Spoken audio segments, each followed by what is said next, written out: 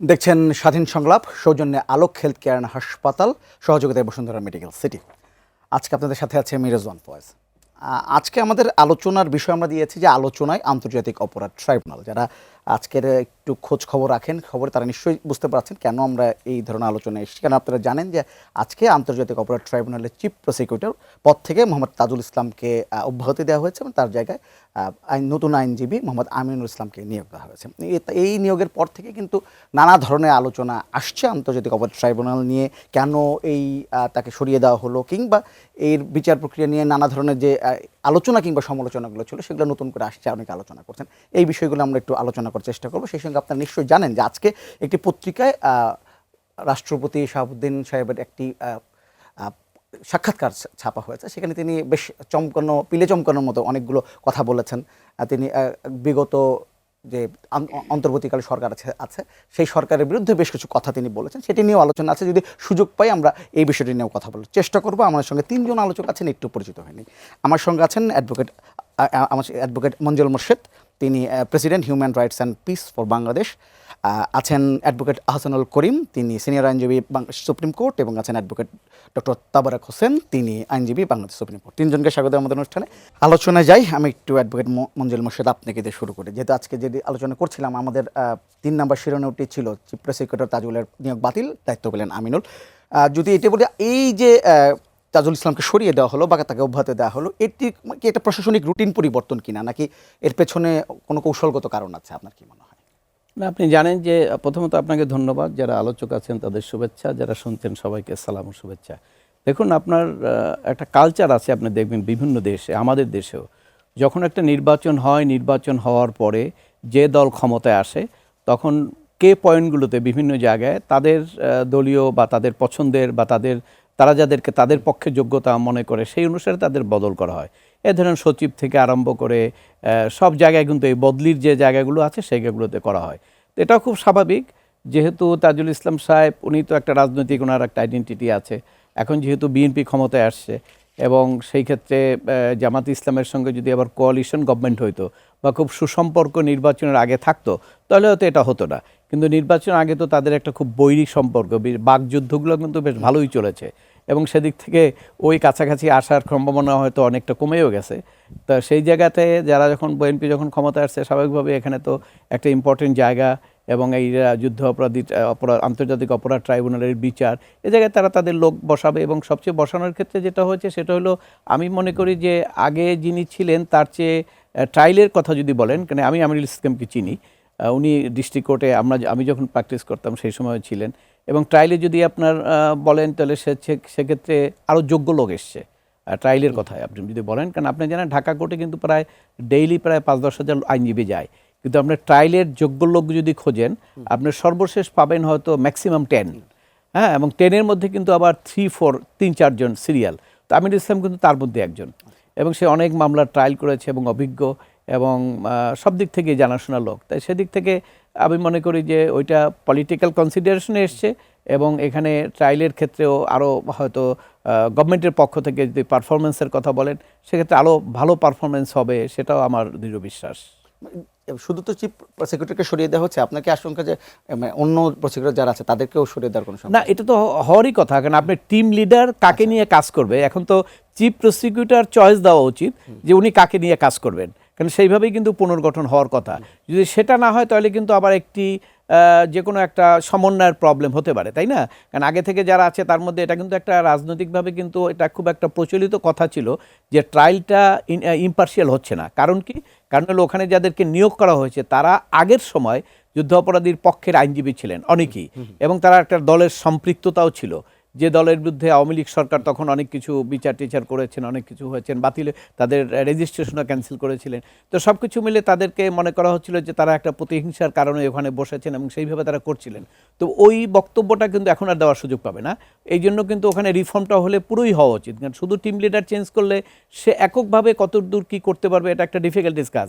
Team work কিন্তু সবসময় better performance হয়। তাই সেদিক থেকে হয়তো হতে পারে গভর্নমেন্ট পরিকল্পনা থাকলে, বা আমার মনে হয় যে চিফ প্রসিকিউটর নিজেও হয়তো চয়েসটা দিতে পারেন যে আমি তো এভাবে কাজ করতে পারবো না, কারণ উনি তো দীর্ঘদিন থেকে ট্রায়াল করছেন, ওনার সঙ্গে কারা কারা ওনার পারফরমেন্সের জন্য, ওনার সুবিধার জন্য কারা বেটার হেল্প করতে পারবে, এটা ওনার নলেজে বেশি আছে, এবং সেই ক্ষেত্রে হয়তো সেই অফারটা ওনার কাছ থেকে আসতে পারে অথবা সরকারের পক্ষ থেকে হতে পারে। অ্যাডভোকেট আহসানুল করিম, আপনার কাছে এই বিষয়ে আপনার কোনো মন্তব্য জানতে চাইবো, যে কোনো মন্তব্য আছে কিনা, সেই সঙ্গে বিচারের ক্ষেত্রে আন্তর্জাতিক মান নিশ্চিত করা একটা বিষয় আছে, এটা কিন্তু আলোচনা সমালোচনা নানা দিকই আছে, যদি আমি একটা মন্তব্য জানতে চাই। না, যখন এটা কনভেনশনালি অ্যাকসেপ্টেড, যখন কোনো নতুন সরকার আসে, ইররেসপেক্টিভ এনি পার্টি, যখন কোনো নতুন সরকার আসে তখন কি পদগুলো, যেমন অ্যাটর্নি জেনারেল বা অ্যাটর্নি জেনারেলের যেগুলো চিফ প্রসিকিউটর, ঠিক অ্যাটর্নি জেনারেল না, কিন্তু তার পদের সমতুল্য, অ্যাটর্নি জেনারেল পদের সমতুল্য এই পদটাকে রাখা হয়েছে। তো যখনই নতুন কোনো সরকার আসে তখন এই পদগুলো আসলে নতুন কাউকে দেওয়া হয়, এটাই কনভেনশনে তাই হয়ে থাকে, এবং বাংলাদেশের ইতিহাস লগ্ন থেকে শুরু করে আজ পর্যন্ত তাই হয়ে এসছে।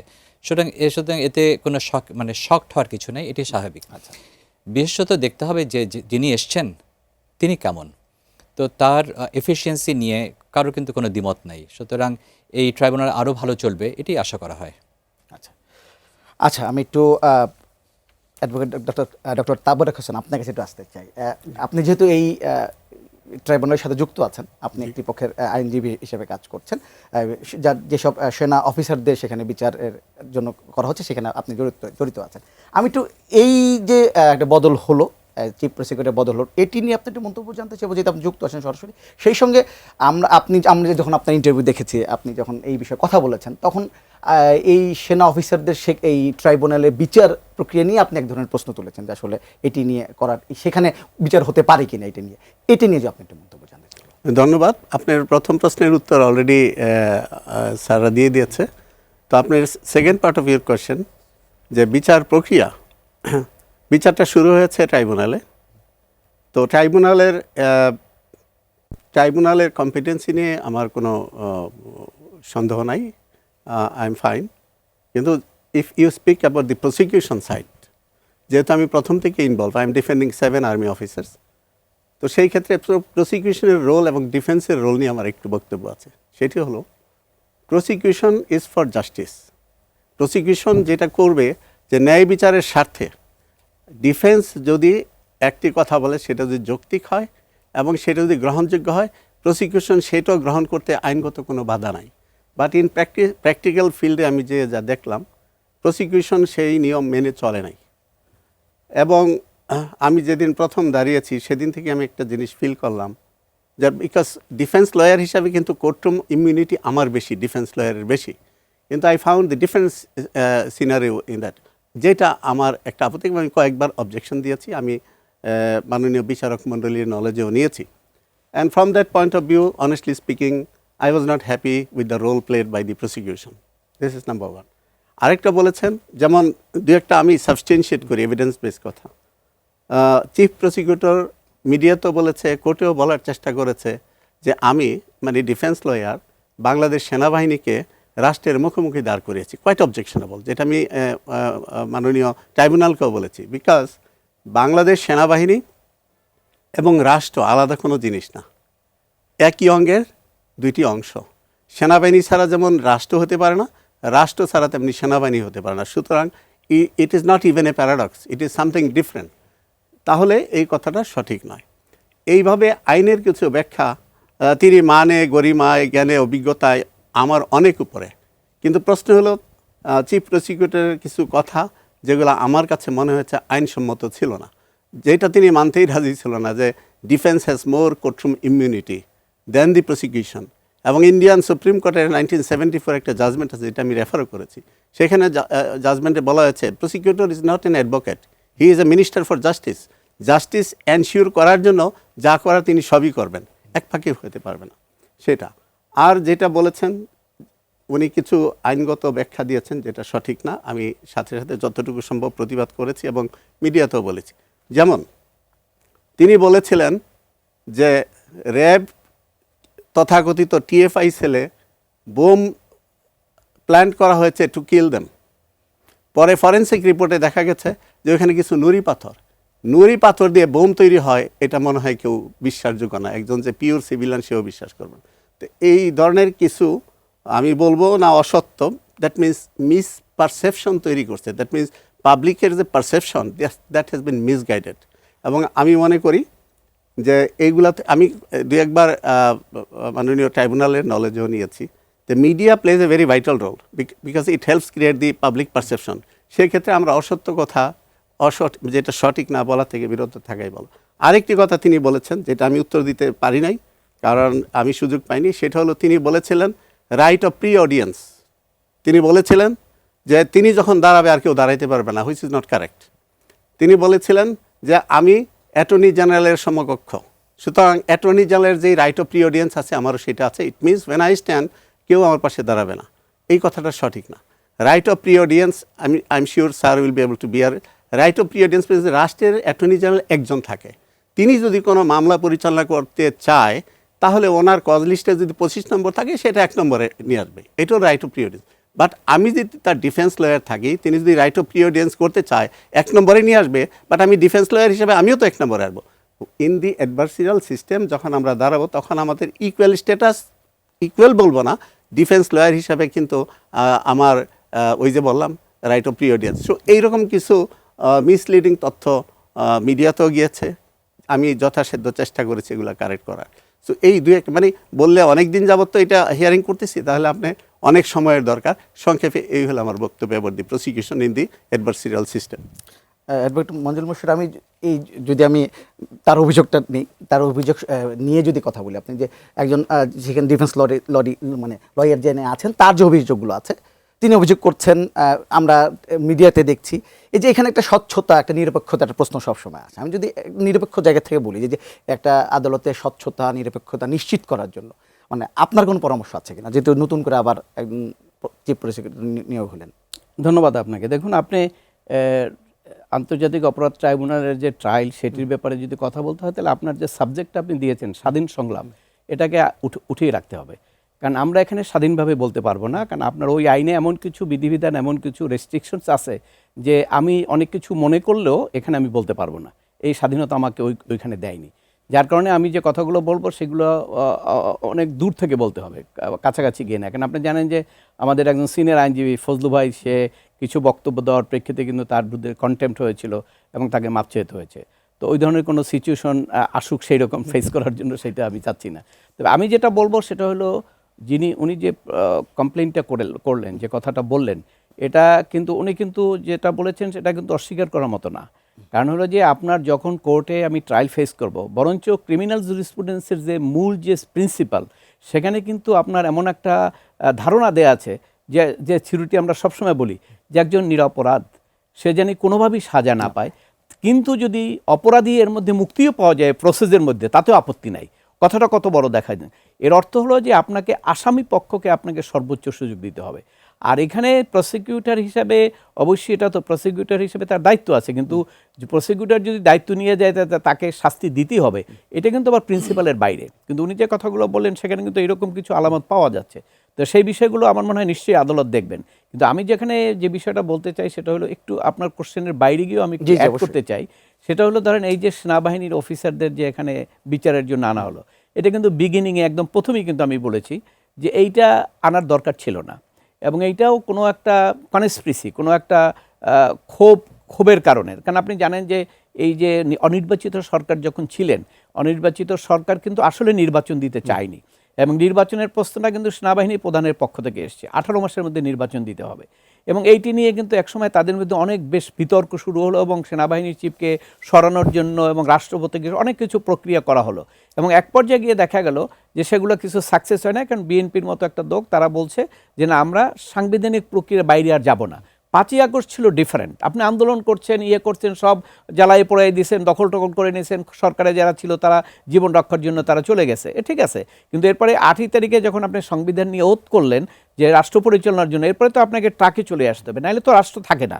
তো সেই হিসাবে বিএনপি কিন্তু ওই অবস্থানটা নিয়েছে এবং যার কারণে কিন্তু রাষ্ট্রপতিকেও সরানো যায় নাই এবং আলটিমেটলি ওই জায়গাটাও সেনাবাহিনীর পক্ষ থেকে যে দাবিটা করা হয়েছিল বা তারা যেটা চাচ্ছিলেন, রাষ্ট্রপতি প্রধান মানে চিফ যে, উনি কিন্তু রাষ্ট্রপতির কাছে গিয়েছেন, উনি প্রধান উপদেষ্টার কাছে গিয়েছেন, উনি আপনার দলের কাছে গিয়েছেন।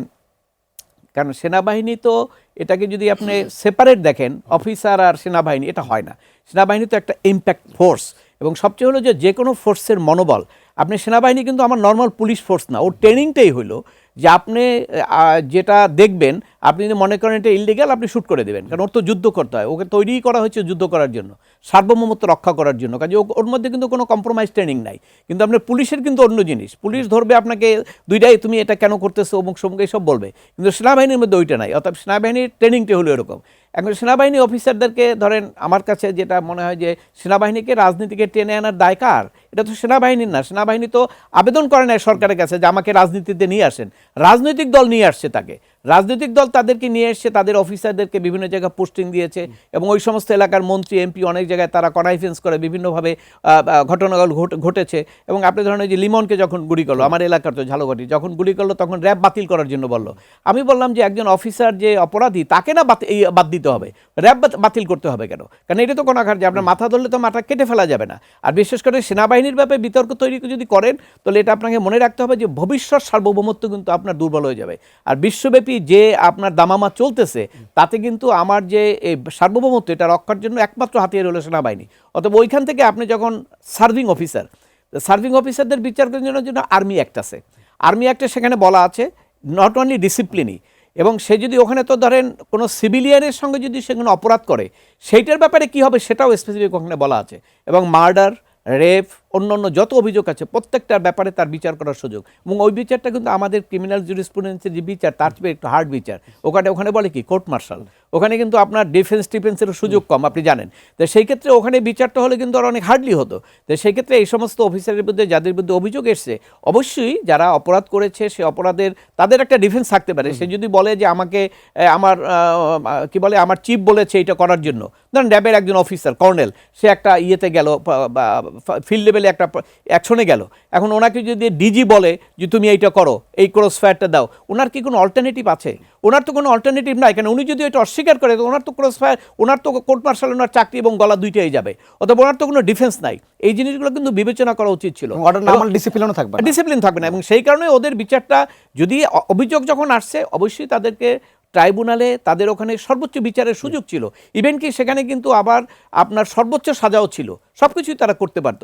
সেইটা না করে যখন এতগুলো অফিসারকে নিয়ে এসছে, এটা কিন্তু একটা ইম্প্যাক্ট হয়েছে সেনাবাহিনীর যে তার যে মূল ফোর্স, সেখানে যে একটা ইম্প্যাক্ট হয়েছে, এটা কিন্তু আমার কাছে ধারণা। অতএব এই ইম্প্যাক্টের মাধ্যমে কিন্তু আমরা আলটিমেটলি আমাদের সেনাবাহিনীকে দুর্বল করলাম। অবশ্যই এটা কিন্তু এর অর্থ এই না যে এদের বিচার হবে না, তা না, কিন্তু এখনও সুযোগ আছে, এখনও কিন্তু ওনারা কিন্তু আবেদন করতে পারে। কেন এখন কিন্তু নতুন প্রেক্ষাপট, কারণ ওই সময় যারা গঠন করেছিল, আপনি জানেন যে এখন যারা সরকারে এসছে তারা কিন্তু একটা গণতান্ত্রিক সরকার, তাদের চিন্তা চেতনা কিন্তু গণতান্ত্রিক, মানবাধিকার সব কিছু মিলে হবে। কিন্তু যারা অনির্বাচিত সরকার ছিল, তাদের একটা টার্গেট ছিল, তাদের টার্গেটটা ছিল হুইমিজিক্যাল টার্গেট। অথবা ওই সময় অনেক কিছু আইনগতভাবে করা যায় না, কিন্তু এখন কিন্তু সে সুযোগ আছে।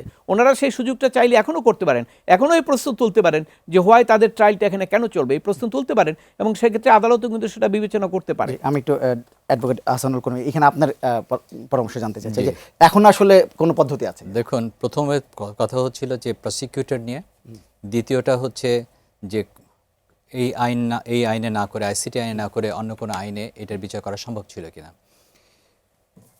আসলে যে কোনো প্রসিডিংয়ে, স্পেশালি ক্রিমিনাল প্রসিডিংয়ে একটা জিনিস, বা যে কোনো বিচার যখন হয়, ডেলিভারি জাস্টিস সিস্টেমে একটা খুব গুরুত্বপূর্ণ কথা আছে, সেটা হচ্ছে justice not only should be done, but it has to be seen to have been ডান।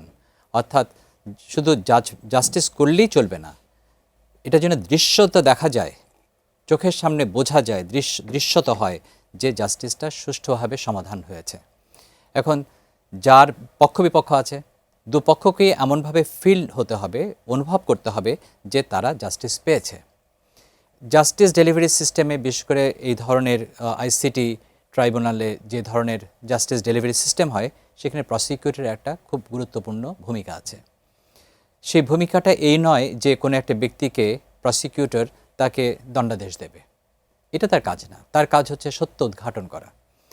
সেখানে প্রসিকিউটরকে সাহায্য করতে হবে যে কেসটাকে তার কেস সে প্লেস করবে, এবং ডিফেন্সের কাজ হবে যে যে প্রসিকিউশন থেকে যে কেসটাকে করা হয়েছে সেকে যেন সুষ্ঠুভাবে খণ্ডন করা যায়। তার ডিফেন্স সেই জন্য ডিফেন্সে যে থাকে, যার এগেনস্টে মামলাটা হয়েছে, সেই জন্য সাক্ষ্য প্রমাণ দিয়ে তাকে ইনোসেন্ট প্রমাণ করতে পারে। সেই ইনোসেন্ট প্রমাণ করার ক্ষেত্রে সেই ক্ষেত্রে প্রসিকিউটরকে সাহায্য করতে হবে। ডিফেন্সকে বারবার বসিয়ে দেওয়া যাবে না, তাকে দুর্ব্যবহার করা যাবে না, এবং কোর্টকেও সে ব্যাপারে সচেতন হতে হবে যেন একজন ডিফেন্সে যিনি আছেন, যার এগেনস্টে মামলা হয়েছে, তিনি যেন সর্বোত্তমভাবে তার মামলাটাকে পরিচালনা করতে পারেন এবং সন্তোষজনকভাবে তার মামলাটাকে সুষ্ঠুভাবে শেষ করতে পারেন। আচ্ছা, ডক্টর আহসানুল করিম যে বিষয়গুলো বললেন, যে যা যা করা একজন প্রসিকিউটর করা প্রয়োজন, আপনি যেহেতু কোর্টরুমে ছিলেন, আপনি কি এই সমস্যাগুলো ফেস করেছেন? হ্যাঁ, এই প্রশ্নের উত্তর কিন্তু আমি অলরেডি দিয়েছি যে আমি কি কি সমস্যা, আরো অনেক সমস্যা আছে, সেগুলা বলতে গেলে অনেক সময় আমি- লাগবে। আমি তো- শুধু হ্যাঁ, আমি জি, একটু কথা বলতে চাই, সারা যেটা বলেছে এটা শুধু অ্যাড করব। জি, please. উত্তর দিয়েছে যে অ্যাবাউট দি মানে কোন কোর্টে বিচার হবে, এখন কিছু করা স্যার অলরেডি বলেছেন। আমি এখানে আপনাকে স্পেসিফিক সেকশন মেনশন করতে চাই। আর্মি অ্যাক্ট 1952 সেকশন 59 সাবসেকশন 2-তে ক্লিয়ারলি বলা আছে সিভিল অফেন্সেস, অর্থাৎ কি কি অপরাধ করলে কোর্ট মার্শাল গেলে বিচার করা যাবে। তিনটা কথা স্যার অলরেডি মেনশন করেছে। একটা হলো মার্ডার, আরেকটা culpable homicide not amounting to murder, third one rape. এবং এই তিনটা অপরাধ যদি কোনো সামরিক বাহিনীর কর্মকর্তা বা কর্মচারী সামরিক বাহিনীর আরেকজন ফ্রেন্ডের সাথে সঙ্গে, তাহলে আবার কোর্ট মার্শালে হবে। এই তিনটি অপরাধ ছাড়া বাকি যত অপরাধ সব কোর্ট মার্শালে বিচার্য। যদি তাই হয় তাহলে যেই সেকশনে এই আইসিটিতে মামলা করা হয়েছে, অ্যাবডাকশন, তারপর আনলফুল কনফাইনমেন্ট, টর্চার, এগুলোর সব প্রভিশন আমাদের পেনাল কোডে আছে। যেহেতু আমাদের penal code, like if you see section 346, এখানে বলা আছে আনলফুল কনফাইনমেন্ট ইন সিক্রেট। এখানে যেই যে এলিমেন্ট আছে, আপনি এই যেই সেকশনে যেই এলিমেন্ট অফ ক্রাইম দেখা হয়েছে সেখানে আছে। We have enough and exhaustive provision of law existent. তো সেই ক্ষেত্রে যদি তাই হয় তাহলে court martial is a criminal court. তাহলে যেই সেনা কর্মকর্তাদেরকে আনা হয়েছে যেই অপরাধে, সেই অপরাধগুলো কিন্তু ওই তিনটা লিস্টে নাই। And therefore this is very much within the jurisdiction of the court martial, যেটাকে আমাদের সেনা আইনের 4 ধরনের কোর্ট মার্শালের কথা বলা আছে: district court martial, general court martial, field general court martial, এবং আরেকটা হলো সামারি কোর্ট মার্শাল। তো within the scope of this, এটা গেল এক কথা। এখন আপনি প্রশ্ন করতে পারেন, বিচার তো প্রায় মাঝপথে চলে আসছে, এখন কি হবে? এখনও সিস্টেম আছে, স্যার এটা অলরেডি বলেছে। আপনার আইসিটি অ্যাক্টেই বলা আছে section 11 alpha subsection 3, transfer of case at any stage of the proceedings if the evidence suggests that the case is not triable under the by the tribunal, তাহলে এই কেসটা ট্রান্সফার করে। এই আইনের বলেই কিন্তু এই কেসটা ট্রান্সফার করা যায়। এখানে আরেকটা বলব, এলিমেন্ট অফ ক্রাইমের কথা যেটা বলা হয়েছে সেকশন 3 সাবসেকশন 1 এন আলফা, আমাদের এই আইনে যেটা বলা হয় এনফোর্স ডিসঅ্যাপিয়ারেন্স, এখানে দুইটি কথা বলেছে, committed systematically and wide spread. এখন এই ওয়াইড স্প্রেড কী জিনিস এবং সিস্টেমেটিক কী জিনিস, এটা এই আইনের কোথাও ডিফাইন করা নাই। সুতরাং এইখানে ব্যাখ্যা দেওয়ার সুযোগ আছে। আমি মনে করি দিস হ্যাজ নট, মানে যেই অভিযোগগুলো আনা হয়েছে, those complain do not constitute the crime against humanity. এবং সেই ক্ষেত্রেও আমি মনে করি এই কেসটা কোর্ট মার্শালে বিচার্য এবং এটা এখনও ট্রান্সফার করা যায়। একটা বিশেষ লক্ষণীয় বিষয় সেটা হচ্ছে যে আর্মি বাংলাদেশ সেনাবাহিনী বা যারা আর্ম ফোর্সে আছেন, তাদের এগেনস্টে এই ধরনের অভিযোগগুলো আনার জন্য যথোপযুক্ত আইনি প্রভিশন কিন্তু ছিল না। এটা অর্ডিন্যান্স দিয়ে এই কেয়ারটেকার গভর্নমেন্টের সময় এটাকে ইন্ট্রোডিউস করা হয়েছে। প্রেসিডেন্ট অর্ডিন্যান্সের মাধ্যমে অর্ডিন্যান্স দিয়ে এটাকে এনেছে, এবং এই যে উনি যে শব্দগুলো বললেন সিস্টেম্যাটিক, ওয়াইড স্প্রেড, যে শব্দগুলা, এগুলো কিন্তু নতুন করে আইনে নিয়ে আসা হয়েছে। অথচ এই ঘটনা যদি আগে হয়ে থাকে, পরে এই আইনের ডেফিনেশনটা আনা সাধারণত সঠিক না। যদিও এই আইনে এটাকে সমর্থন করে, কিন্তু এইটা নিয়ে আসা হয়েছে শুধুমাত্র আর্মিদেরকে বা সেনাবাহিনীকে এই আইনে ট্রাই করার জন্য। অ্যাডভোকেট মঞ্জুর মোর্শেদ, আপনারা তিনজনই যখন বলছেন যে যে অভিযুক্ত সেনা কর্মকর্তারা যারা আছেন তাদের বিচারটা কোর্ট মার্শালে করা সম্ভবত আইসিটির আনা দরকার ছিল না। তাহলে কেন আসলে কোর্ট মার্শাল করা হলো না বা এই পজিশনে নিয়ে আসা হলো না? যে আপনারা তিনজনই যেহেতু বলছেন যে সেনা কর্মকর্তাদের বিচারটা হচ্ছে এখন, সেটি ইচ্ছে করলেই কোর্ট মার্শালে করা যেত বা সেনা আইনে বিচার করা যেত, সেটি কেন আন্তর্জাতিক অপরাধ ট্রাইব্যুনাল নিয়ে আসা হলো? এখানে কি ব্যাপারটা আছে এবং সেই সঙ্গে এই আন্তর্জাতিক অপরাধ ট্রাইব্যুনালের যে বিচারটা হচ্ছে আইনগত ভিত্তি দিয়ে যদি একটু আমাদের জানান। ধন্যবাদ আপনাকে। দেখুন, আপনার এই যে international crime tribunal act 1973 piece of law, তাই না, এই আইনটাকে যদি আপনি দেখেন প্লেনলি একদম প্রথম পাতা থেকে শেষ পাতা পর্যন্ত, এখানে যদি আপনি পড়েন তাহলে এখানে কিন্তু আপনি সংজ্ঞায়িত করতে পারবেন, বলতে পারবেন না যে এই যে রাজনৈতিক মামলাগুলো চলছে বা সেনাবাহিনীর সদস্যদের উপর দিয়ে চলছে এটা চলবে না, প্লেন পিস অফ পেপার দিয়ে এটা বলা যাবে না। কারণ এখানে জানেন যে এই আইনটাকে সংশোধন করা হয়েছে এবং 24 সালে একবার করা হয়েছে, 25 সালে করা হয়েছে। এবং আপনার সেকশন 3-তে যেটা বলা হয়েছে jurisdiction of tribunal and crime, দুইটা। জুরিডিকশনটা কি? জুরিডিকশন বলছে যে ট্রাইব্যুনাল এই অপরাধগুলো বিচার করতে পারবে, তা ট্রাইব্যুনালের একটা ক্ষমতা দেওয়া হলো। কি কি অপরাধ? সেখানেও তারা আপনার ক্রাইমস এগেনস্ট হিউম্যানিটি, এখানে আপনার রেপ কেস থেকে আপনার পতিতাবৃত্তির থেকে শুরু করে এমন কোনো অফেন্স নাই এখানে, মানে আমাদের প্যানাল কোডে যা আছে সবই এখানে ঢুকানো আছে, করা যায়। এখন প্রশ্নটা আসবে এই কোর্টে করার সুযোগ নাই এবং সেইটা করবেও না কেউ। একবার করেছিল সম্ভবত জিয়াউল হাসান সাহেবের পক্ষের আইনজীবী, উনি মারা গেছেন, উনি একটা অ্যাপ্লিকেশন করেছিল, সেটা পত্রিকায় আমি দেখেছি। ওই আলোচনাটা হবে সেটা সাংবিধানিক কোর্টে। সেটা হলো এই আইনটা ব্যাকগ্রাউন্ডটা কি, এটা কিন্তু এখানে বলে নাই। এটা অবশ্য যারা ল মেক করেছেন আপনার সবসময় প্রিএমবিলে পারপাস অফ দ্য লটা ক্লিয়ার বলতে হয়, কিন্তু এখানে এইটা নাই দেখেই আমাদেরকে এই প্লেন রিডিংয়ে বলতে হয় যে হ্যাঁ অপরাধটা এখানে চলবে বিচার, এবং বিচারককে বলতে হয় যে আমার তো ক্ষমতা আছে, আমি তো বিচার করবো এইটা। কিন্তু এই বই নিয়ে, এটা নিয়ে যখন একটা বই লেখা হলো, সেই বইয়ের ভিতরে এই আইনের আগে ব্যাকগ্রাউন্ডগুলো আবার এখানে সব বলা হয়েছে, এবং সেই ব্যাকগ্রাউন্ডগুলো যখন বলল সেখানে দেখা গেল যে এখানে আপনার একটা বিল এসছে, সেই বিলের মধ্যে বলা হয়েছে যে এই আইনটা কী জন্য করা হচ্ছে, বিলে কিন্তু সেটা বলতে হয়, এবং সেটা পার্লামেন্টে ডিসকাশন হয়েছে। অর্থাৎ ওই ডিসকাশন এবং বিলটা যদি আপনি এক করেন, সেখানে আপনি পাবেন যে এই আইনটা করা হয়েছিল মুক্তিযুদ্ধকালীন সভায়, যারা নাকি আপনার আমাদের দেশের মুক্তিবাহিনী এবং সাধারণ মানুষের উপরে তারা হত্যা, নির্যাতন, ধর্ষণ, বিভিন্ন অপরাধ করেছিল। এখন এটাকে লিঙ্ক করার জায়গা যদি আপনি না পান, তাহলে আপনি কিন্তু ট্রাইব্যুনালে গিয়েও কিছু বলতে পারবেন না, কারণ ট্রাইব্যুনালের হাত পা বাঁধা, ওখানে যা বলছে উনি তাই করবেন। এবং এই জন্য কিন্তু এই কথাটা যখন ওনারা যদি এইটা ইভেন যদি ওনাদের ট্রান্সফার নাও করে, কিন্তু ওনাদের কিন্তু ভবিষ্যতে সাংবিধানিক কোর্টে যখন আসবে তখন কিন্তু এই প্রশ্নটা ওনারা তুলতে পারবেন, এবং এই প্রশ্ন তুলে যদি কোর্টকে স্যাটিসফাইড করতে পারেন যে আইনের পিছনে ব্যাকগ্রাউন্ডই ছিল অন্য জিনিস, এটা এইভাবে এই অপরাধ বিচারের জন্য না, তাহলে কিন্তু টোটাল ট্রায়াল যা কিছু আছে সব বেঁচতে চলে যাবে। কারণ আপনি জানেন যে প্রত্যেকটা ল যে উদ্দেশ্যে করা হয় ওর বাইরে আপনি কিন্তু কিছু যেতে পারবেন না। এখন on the plain reading of the লতে যদি আপনি এখানে ঢুকে গেলেন, সব কিছু বিচার টিচার করলেন, কিন্তু আপনি যখন সাংবিধানিক কোর্টে আসবেন, যখন ওই কোশ্চেনটা সাংবিধানিক কোর্টে করবেন যে আচ্ছা পারপাস অফ লটা কী, তাহলে সেখানে যদি আপনি বের করে নিয়ে আসতে পারেন যে এখানে পারপাস অফ লটা ছিল যুদ্ধ অপরাধী, যারা স্বাধীনতা যুদ্ধের সময় যুদ্ধ অপরাধ করেছে তাদের বিচার করা, এবং সেটা যদি আপনি পার্লামেন্টের ডিসকাশনেও নিয়ে আসতে পারেন, ওই ডকুমেন্টগুলি কোর্টে আইসে ওনারা দেখাতে পারেন, তখন কিন্তু যে কোনো আসামি, ওই সমস্ত আসামি, এটা শুধু আর্মিদের দরকার নাই, জেনারেল আসামি যারাও আছে সবাই কিন্তু ওই বেনিফিটটা তখন পেয়ে যাবে। কারণ কোর্ট তো নিশ্চয়ই আপনার নিজের ইচ্ছামতো কোনো ব্যাখ্যা দিবে না। কোর্ট কিন্তু আপনারা জানেন যে আমাদের অনেক জাজমেন্ট আছে, ইভেন কি যদি কোথাও লেখাও না থাকে, কোর্ট এখানে বলে intention of the law maker, অর্থাৎ কোর্ট কিন্তু ল মেকারদের ইন্টেনশনের মধ্যেও চলে যায় একটা লকে এক্সপ্লেইন করার জন্য, এবং লটা তো এক্সপ্লেইন সুপ্রিম কোর্ট করতে পারে, জানেন সাংবিধানিকভাবে তার ক্ষমতা। তখন এই আইনটা যে হলো, এই আইনটার যে ব্যাকগ্রাউন্ড এবং সেটা ইন্টেনশন অফ ল মেকারদের, এই সবগুলো বিষয় যদি কোর্ট সেইখানে আলোচনা করে সিদ্ধান্তে আসে, তাহলে আমার তো মনে হয় যে সেই সিদ্ধান্তে সব কিছুই তখন দেখা যাবে যে এই ধরনের অপরাধ এখানে বিচারের কোনো সুযোগই নাই, সেইটা কিন্তু ভবিষ্যতে আসতে পারে। অবশ্যই এখন এটা আসবে না, কারণ এখন ট্রাইব্যুনালের কাছে যে আইনটা আছে প্লেন লটা, সেখানে এইরকম কোনো নির্দেশনা নাই, এবং ট্রাইব্যুনালকে সেই ক্ষমতাও দেওয়া হয় না। এখন আইনের মধ্যে বলা হয়েছে যে উনি এইটার ব্যাপারে ওনার এখানে মামলা চলবে কি চলবে না এই প্রশ্ন আপনি করতে পারবেন না, এবং সেইখানে ওখানে বার করা হয়েছে।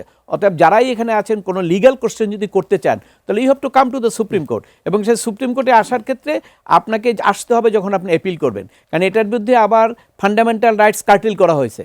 সে ফান্ডামেন্টাল রাইটস কার্টিল করার কারণে আপনি আবার নর্মাল যে রিট করবেন সে রিটটাও করতে পারবেন না, যেটা গত আমলে যখন যুদ্ধাপরাধীর বিচার হয় একটা রিট হয়েছিল, সেখানে জাস্টিস মানমুন সাহেব একটা জাজমেন্ট দিয়েছে যে এখানে তো আমাদের সংবিধানই তো একটা আর্টিকেল 47(3)তে এটা বার করা আছে যে fundamental rights will not attacked in this law. অতএব সেক্ষেত্রে উনি ওইভাবে রায় দিয়ে এটা বলে দিয়েছে। কাজে নর্মালি রিট করার সুযোগ নাই, কিন্তু আপনি যখন অ্যাপিল করবেন সেই অ্যাপিলে যখন এই সমস্ত গ্রাউন্ডগুলো আপনি বলতে পারবেন, দেয়ার ইজ এভরি চান্স যদি আপনারা দেখাতে পারেন যে এই আইনে এই বিচারগুলো চলবে না, তাহলে সেখানে কিন্তু সমস্ত ট্রায়ালই ভিসিয়েট হয়ে যাওয়ার একটা সম্ভাবনা থাকবে। জি, অ্যাডভোকেট তাবারক হোসেন, আপনি মানে কিছু একটু বলতে চাচ্ছিলেন? আমি বলতে চাচ্ছিলাম ব্যারিস্টার আরমান একটি বই লিখেছে, বইটির নাম হলো আয়নাঘরের সাক্ষী, গুম জীবনের 8 বছর। তিনি এই বইটা আমি 2বার পড়েছি, যেহেতু আমি ডিফেন্স লয়ার। তো ওইখানে তিনি বারবার লিখেছে যে বিচার ওনার পিতার বিচার চলাকালীন সময়ে বারবার আইন পরিবর্তন করা হয়েছে, যেটা তিনি তির্যক দৃষ্টিতে, হুইচ ইজ লজিক্যাল, উনি বলেছে বারবার। তো আমার প্রশ্ন হলো, ওই সময় যদি বারবার আইন পরিবর্তন করাটা অসাংবিধানিক বা ওই বেআইনি হয়ে থাকে, তাহলে এইবার ওই স্যাররা বলল যে during this time, this in 2024 and 25 ICT act 1973 অর্ডিন্যান্সের মাধ্যমে 14বার সংশোধন করা হয়েছে, 14টা সংশোধনী আনা হয়েছে, এবং যে আইসিটি রুলস অ্যান্ড প্রসিডিউর সেখানে প্রায় 23টি সংশোধনী আনা হয়েছে, এবং এর পরে যে বিভিন্ন ফর্ম আছে সেখানে অনেক সংশোধন, এটা বাদ দিই।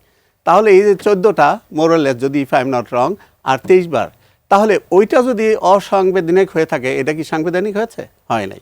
তাহলে এই যে এটাকে বলা হয় কন্ট্রাডিকশন, প্যারাডক্সও বলবো না, প্যারাডক্স তো is a statement which is true but then contradictory, but এটা কন্ট্রাডিক্টরি এবং আনট্রু, এবং ওইটার সাথে এটা মিলে না। আমি সময়ের পরিবর্তনের সাথে সাথে আমি পারসেপশন চেঞ্জ করবো, this can't happen, number 1। Number 2, অর্ডিন্যান্সের কথাটা স্যারও বলতেছিল যে অর্ডিন্যান্স যে জারি করা হয়েছে, অর্ডিন্যান্স জারি করার 2টি কন্ডিশন আছে। একটি হলো পার্লামেন্ট ডিসলভ করা আছে, এই condition satisfied because there was no parliament at that point in time. আরেকটা হলো যে immediate action necessary, which means that emergency situation থাকতে হবে। ওই সময় দেশে যুদ্ধও লাগে না, ইমার্জেন্সি, এবং দেশীয় আইনে অলরেডি আমি মেনশন করেছি প্যানেল কোডে এক্সস্টিভ প্রভিশন আছে। এক্সস্টিভ প্রভিশন থাকার পরেও কি এমন জরুরি প্রয়োজন দেখা দিল যে অর্ডিন্যান্স জারির মাধ্যমে অ্যাক্টকে আপনি অ্যামেন্ডমেন্ট করতে হলো? This is one. নাম্বার 2 যেটা আপনার বলতে চাই সেটা হলো এই যে আইনটা, স্যার বলেছে অলরেডি, মোর্শেদ স্যার, যে বিচারক তো আইন আছে, আইন দেখে বিচার করবে, কিন্তু আমার দেখতে হবে যেই আইনগুলা অ্যামেন্ডমেন্ট করা হয়েছে বা কিছু কিছু প্রভিশন, সেগুলা মানুষের মৌলিক অধিকারের পরিপন্থী। এক্সাম্পল, যেমন এই আইনটা যখন আপনি প্রয়োগ করবেন, বলা আছে সেকশন 19-এ যে এখানে সিআরপিসি অ্যাপ্লিকেবল হবে না, সেখানে এভিডেন্স অ্যাক্ট 1872 অ্যাপ্লিকেবল হবে না। আবার বলা আছে টেকনিক্যাল রুলস অফ এভিডেন্স, এখানে court is not bound to follow the technical rules of evidence, meaning যে কোর্টকে অবারিত ক্ষমতা দেওয়া হয়েছে। এখন প্রশ্ন হলো, আপনি একটা তো গাইডলাইন থাকতে হবে, এখানে আপনি এভিডেন্স অ্যাক্টও সেখানে নাই, তারপর সিআরপিসিও নাই। আপনি যদি ক্রিমিনাল জুরিসপ্রুডেন্সের কথা বলেন, দেয়ার আর সাম জেনারেল প্রিন্সিপালস অফ ল। এখন কিছু বলতে গেলেই প্রসিকিউশন বলবে এটা তো আমাদের আইনে নাই, এটা তো সিআরপিসি। আমি যদি চোখ বন্ধ করে general principal of criminal jurisprudence বলি, অটোমেটিক 80% সিআরপিসির সাথে ফিট ইন হয়ে যাবে। এটা গেল 1। 2 নম্বর হলো যে এই আইনটা যখন করা হয়েছিল 1973 সালে একটা বিশেষ পরিস্থিতিতে, যেখানে more than one state was involve. আপনি যদি ক্রিমিনাল লয়ের ক্যারেক্টারাইজেশন দেখেন, the characterisation of criminal offence, যেটা ইন্টারন্যাশনাল ক্যারেক্টারাইজেশন এখানে নাই, এখানে interest of more than one state must be involve, এগুলো আমি বই থেকে বলতেছি, অথবা interest of the international community must be involve, এখানে এগুলো absent. So the international characterisation of the crime এখানে missing, and therefore I think যে এই কেসটা নর্মাল জেনারেল যে ক্রিমিনাল কোর্ট সেখানে বিচার করাটা শ্রেয় হবে। বিকজ এখানে আরেকটি কথা, আপনি বিশেষ কোনো আইনে কোনো আইন বাদ দিতে পারেন, সে এভিডেন্স একটা আপনি বাদ দিতে পারেন। ইন দ্যাট কেস আপনার এক্সস্টিভ একটা আলাদা প্রভিশন সেই আইনে থাকতে হবে, সেখানে নাই। আপনি 19 নম্বর সেকশনে দেখবেন যে এই রুলস অফ এভিডেন্স সংক্ষিপ্ত বলা আছে, সেখানে এক্সস্টিভ না। লাইক আমি যে ক্রস এক্সামিন করব, ক্রস এক্সামিনেশনের কোনো প্রভিশন এখানে লেখা নাই, এই আইনে কোথাও লেখা নাই। তাহলে আমি যখন জেরা করব তখন তো আমার একটা গাইডলাইন লাগবে, কোথায় সেই গাইডলাইন? আমি যদি জেরা করতে যাই, প্রসিকিউশন বলবে যে না, আপনি এভিডেন্স অ্যাক্ট অনুযায়ী জেরা করতে পারবেন না, তাহলে ক্রস এক্সামিনেশনের কোনো প্রভিশনই তো আপনার আইনে নাই, তাহলে আমি কিসের উপরে ক্রস এক্সামিনেশন করবো? These are few of the lacunas, যেটা আমি বলবো আইনের মধ্যে আছে, এবং সব কিছু মিলিয়ে এবং আমার যে এক্সপিরিয়েন্স এই কদিনে আমি যা দেখেছি, আমি মনে করি this case is fit to be tried by the general criminal court, and for the military it is the court martial. Thank you. Advocate Ahsan Karim, কোনো মন্তব্য? জি, এখানে একটা জিনিস বুঝতে হবে, যে কোনো আইন, বিশেষ করে ক্রিমিনাল আইন, সিভিল আইন, যে আইন হোক না কেন, তার দুটো অংশ থাকে। একসাথে দুটো অংশ থাকতে পারে, নাও পারে। একটা হচ্ছে প্রসিডিউরাল প্রভিশন, আর একটা হচ্ছে সাবস্ট্যান্টিভ প্রভিশন। প্রসিডিউরাল প্রভিশন হচ্ছে যে প্রভিশনের আন্ডারে কোর্ট তার কি কাজ করবে না করবে সিস্টেমগুলো বলে দেয়। আর সাবস্ট্যান্টিভ যে প্রভিশনগুলো, সেটা হচ্ছে একজনের তার অধিকার যেখানে সংরক্ষণ থাকে সেটাকে বলা হয়। সাবস্ট্যান্টিভ ল সবসময় যদি আইন না বলে দেয় বা অ্যামেন্ডমেন্ট বলে যদি না বলে দেয় এটাকে রেট্রোস্পেক্টিভলি অপারেট করা যাবে, তবে এটাকে কখনই রেট্রোস্পেক্টিভলি অপারেট করা যায় না। যে অফেন্সের জন্যে এই আর্মি অফিসারকে দায়ী করা হয়েছে সেটা কিন্তু এই অর্ডিন্যান্সগুলোর আগে হয়েছে। আর এই ডিসিপ্লিন ফোর্সের যে ডেফিনেশনটা, সেটা 24 সালে এসে এটাকে ভিতরে ঢুকানো হয়েছে। অথচ আইনে কোথাও বলা হয়নি এই যে সাবস্ট্যান্টিভ প্রভিশনগুলো ঢুকাচ্ছে সেগুলোকে রেট্রোস্পেক্টিভ ইফেক্ট দিচ্ছে। যেহেতু রেট্রোস্পেক্টিভ ইফেক্ট দিচ্ছে না, সুতরাং যে কাজগুলো, তার যে অভিযোগগুলো এই আইনের আগে করা হয়েছে, সেই অধ্যাদেশের মাধ্যমে এই বিচারগুলো বা এই যে ট্রায়ালগুলো হচ্ছে সেগুলোকে করার কোনো সুযোগ নেই। সেই কারণেই যেহেতু এটা এই যে অধ্যাদেশের মাধ্যমে এই পরিবর্তনগুলো করা হয়েছে, যেহেতু রেট্রোস্পেক্টিভ দেওয়া হয়নি অর্ডিন্যান্সের মাধ্যমেই বা অন্য কোনো আইনের মাধ্যমে, সুতরাং এদের এই আর্মি অফিসারদেরকে এই যে তাদেরকে ডেফিনেশন পরিবর্তন করে তাদেরকে যে ট্রায়ালে নিয়ে আসা হয়েছে সেটা আইন বহির্ভূত। যেহেতু আইন বহির্ভূত, সুতরাং তাদের অন্যান্য যে আইন আছে, তাদের নিজস্ব আর্মি অ্যাক্ট আছে, যেটা উনি বললেন, এবং সেকশন 59 অফ দ্য আর্মি অ্যাক্টকে রেফার করলেন, সেটার মাধ্যমে বিচার করা, অথবা বাংলাদেশে জেনারেল আইন আছে, পেনাল কোড আছে, সাধারণ ফৌজদারি আদালত আছে, সেখানে ট্রায়াল করা, সেখানে কিন্তু যায়। কিন্তু এইখানে সমস্যাটা কোথায়? সমস্যাটা হচ্ছে, যেহেতু আর্ম ফোর্সকে নতুন করে ডেফিনেশনের মাধ্যমে নিয়ে এসছে, যেটা তাদের সাবস্ট্যান্টিভ রাইট, এবং আইন যেখানে রেট্রোসিভ ইফেক্ট দিচ্ছে না, সুতরাং এই আইনের মাধ্যমে আর্ম অফিসারদেরকে এই শুধুমাত্র সংজ্ঞা পরিবর্তনের মাধ্যমে যে তাদেরকে ট্রায়াল করা হচ্ছে, আমি মনে করি যে সেটা সমীচীন হচ্ছে না। এবং তাদের এখানে সুযোগ আছে, এখানেও যদিও ট্রায়াল শুরু হয়ে গেছে, এখানেও সুযোগ আছে, এখনও সুযোগ আছে অ্যাপ্লাই করা, যেন এটা তারা হস্তান্তরিত হয় আর্মি অ্যাক্টের মাধ্যমে, অথবা জেনারেল যে আইন আছে সেগুলোর মাধ্যমে প্রসিকিউটেড হওয়া। অ্যাডভোকেট মলজন বসেট, আপনার কাছে একটু জানতে চাইব, যদি বলছিলাম যে একটু অন্য প্রসঙ্গ, আপনি নিশ্চয়ই দেখেছেন আজকে একটি পত্রিকায় আমাদের রাষ্ট্রপতি একটি ইন্টারভিউ ছাপা হয়েছে, এবং সেখানে তিনি অনেকগুলো অভিযোগ করেছেন, বিশেষ করে যে অন্তর্বর্তীকালীন সরকার ছিলেন তা বলেছেন তাদের অনেক কাজই সংবিধান মেনে করা হয়নি। এই বিষয়টি আপনি কিভাবে দেখছেন সব কিছু মিলে? জি, ধন্যবাদ। এই রিপোর্টটা আমি অনলাইনে পড়েছি। তো এটা তো খুব একটা, আপনার যে তথ্যটা এসছে এটার মাধ্যমে আমি ডিটেইলস বা নামঠাম বলছি না, কিন্তু অনেকেই রাষ্ট্রদ্রোহীর অভিযোগে অভিযুক্ত হবেন ভবিষ্যতে।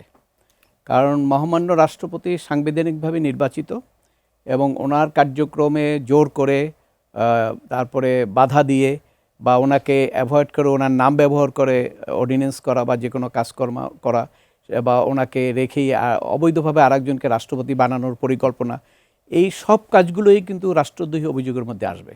এবং আপনি এটা লিখে রাখতে পারেন যে টাইম বিং, মানে যখনই ক্ষমতা পরিবর্তন হবে বা যে কোনো একটা স্বাভাবিক প্রক্রিয়া আসবে, এবং তখন এই প্রশ্নটা, কারণ রাষ্ট্রপতি তো কোনো ইন্ডিভিজুয়াল না, রাষ্ট্রপতি হলো আমাদের সর্বোচ্চ প্রতিষ্ঠান। অতএব সর্বোচ্চ প্রতিষ্ঠান এবং সর্বোচ্চ ব্যক্তির সঙ্গেই যদি আপনি তামাশা করতে পারেন আর আপনি যদি খেলা করতে পারেন, তাহলে তো আর দেশের অস্তিত্ব থাকে না। অতএব এটা আমি মনে করি যারা ভবিষ্যৎ রাজনীতি করবেন বা দেশ পরিচালনা করার ইচ্ছা করেন, সবাইকেই এটা চিন্তা করা দরকার যে এই ধরনের একটা কর্মকাণ্ড রাষ্ট্রপতির সঙ্গে করা হয়েছে, যারা করেছেন সে ইভেন এনিবডি, সে যে কোনো লোকই হোক না কেন, তার যত বড় ক্ষমতাই থাকুক না কেন, সবাইকেই কিন্তু একটা প্রক্রিয়ার মাধ্যমে, আইনি প্রক্রিয়ার মাধ্যমে তাদেরকে জবাবদিহির মধ্যে আনা উচিত। যদি না আনা হয় তাহলে এই ঘটনাগুলো ভবিষ্যতে আবার ঘটতে পারে। সেজন্য আমি মনে করি যারা সরকারে আছেন এটা তারা ইগনোর করা উচিত না, তাদের এটা তদন্ত করা দরকার এবং স্পেশালি তদন্ত করে বের করা দরকার কারা কারা কী কীভাবে করেছে এবং প্রত্যেকটা বিষয়ে সংশ্লিষ্ট অপরাধ যেগুলো হয়েছে আইনের অনুসারে সেগুলো ব্যবস্থা গ্রহণ করা দরকার। জি, 1 মিনিট করে যদি আমি যেটা বলবো সেটা হচ্ছে যে যেহেতু আমাদের আলোচনার বিষয়বস্তু হচ্ছে আইসিটি, যে আইসিটি সংক্রান্ত যে অর্ডিন্যান্সগুলো হয়েছে বা যে কোনো অর্ডিন্যান্স যখন করেন রাষ্ট্রপতি তখন তার একটা স্যাটিসফ্যাকশন থাকতে হয়। কনস্টিটিউশনে পরিষ্কার ভাষায় আর্টিকেল 93 অফ দ্য কনস্টিটিউশন বলে দেওয়া আছে যে রাষ্ট্রপতির কাছে যদি সন্তোষজনকভাবে প্রতীয়মান হয়ে থাকে তবেই তিনি অর্ডিন্যান্স জারি করবেন। এখন তার স্যাটিসফ্যাকশন যদি না থাকে, তাকে যদি জোর করিয়ে কোনো অর্ডিন্যান্স করা হয়ে থাকে, আদৌ যদি যে তথ্য বললেন সেটা যদি সত্য হয়ে থাকে, তবে এই অর্ডিন্যান্সগুলো তো কোনোটাই তো যথোপযুক্তভাবে হয়নি, আনকনস্টিটিউশন হয়ে গেল। সুতরাং এই অর্ডিন্যান্সের মাধ্যমে যে বিধানগুলো এখানে আনয়ন করা হয়েছে প্রত্যেকটাই কোনো ইয়ে থাকে না, ভ্যালিডিটি থাকে না। 1 মিনিট। আমি শুধু একটি কথা বলবো বিফোর আই কনক্লুড, যে এই আলোচনার সবশেষে যেটা বলবো যে আমাদের এমন কোনো নজির সৃষ্টি করা ঠিক হবে না যে আমি আজকে নজিরটা সৃষ্টি করতেছি, ভবিষ্যতে দেখাবে I have been subject to that same precedence. এই জন্য it has to come to stop. এবং যেটা আইনের এক্সস্টিভ প্রভিশন আছে, ন্যাশনাল ল যেটা বলি, আমাদের সেখানে যদি প্রভিশন থেকে থাকে আমরা জোর করে আইসিটির অধীনে যেন না নিই, এনে যাতে ব্যাড প্রেসিডেন্ট তৈরি না করি, যেই প্রেসিডেন্টের ভবিষ্যতে দেখা যাবে আমারও বিচার হচ্ছে। জি, আপনাদের 3 জনকে ধন্যবাদ আমার সাথে যুক্ত হওয়ার জন্য। ধন্যবাদ। দর্শক, আজকের আলোচনা আমরা এখানে শেষ করবো। আগামী পর্বে নিশ্চয়ই আবার দেখা হবে। ততক্ষণ পর্যন্ত ভালো থাকবেন, সুস্থ থাকবেন, এটি নিজের সঙ্গে থাকবেন।